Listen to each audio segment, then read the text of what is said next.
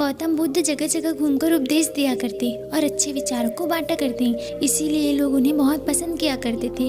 लेकिन कुछ ऐसे भी लोग थे जो गौतम बुद्ध से ईर्ष्या करते थे। एक बार गौतम बुद्ध अपने शिष्यों के साथ भ्रमण कर रहे थे कि तभी एक व्यक्ति उनके पास आए और उन्हें उल्टी सीधी गालियां देने लगे और उन्हें ढोंगी बोलने लगे। यह सब सुनने के बाद भी महात्मा बुद्ध ने कोई प्रतिक्रिया नहीं दी, वे शांत और चुपचाप रहे। ऐसे में उस व्यक्ति ने फिर से गौतम बुद्ध को उल्टी सीधी गालियां दी और उनके पूर्वजों के बारे में भला बुरा कहने लगा, लेकिन फिर भी महात्मा बुद्ध ने उसे कोई प्रतिक्रिया नहीं दी और वे शांत रहे। यह सब देखकर उनके शिष्य और आसपास मौजूद लोग अचरज में थे कि महात्मा बुद्ध उस व्यक्ति को कोई जवाब क्यों नहीं दे रहे हैं। कुछ देर बाद वह व्यक्ति अपने आप ही शांत हो गया। उसके शांत हो जाने के बाद बुद्ध ने कहा, अगर कोई हमें तोहफा देता है तो यह हमारे ऊपर है कि हम उसे लेते हैं या नहीं। अगर हम उसे अपना लेते हैं तो वह हमारे पास आ जाता है, वहीं अगर हम उसे नहीं अपनाते तो वह किसी और व्यक्ति के पास चला जाता है।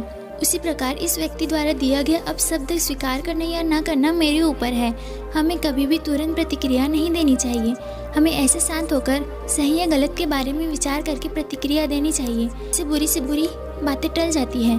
बुद्ध की यह बातें सुन लेने के बाद वह व्यक्ति शर्मिंदा हो गया और तुरंत बुद्ध के चरणों में गिर गया और उनसे माफ़ी मांगने लगा और अंत में बुद्ध ने उसे माफ़ कर दिया। इस कहानी से हमें यह शिक्षा मिलती है कि कुछ भी स्वीकार करना या न करना हमारे ऊपर है, इसीलिए हमें जीवन की अच्छी चीज़ों को स्वीकार करना चाहिए और वहीं ऐसी चीज़ों को अस्वीकार कर देना चाहिए जो हमारे जीवन के लिए अच्छी नहीं है। इस कहानी से हमें यह भी सीख मिलती है कि ज़रूरी नहीं है कि दूसरे के द्वारा किया गया अपमान सच में आपका अपमान करता हो।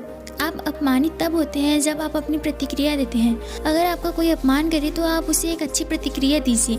ऐसा करने से आपका अपमान नहीं होगा, लेकिन अगर आप बुरी प्रतिक्रिया देंगे तो इससे आपका अपमान होना तय है। इसलिए सोच समझकर प्रतिक्रिया देनी चाहिए।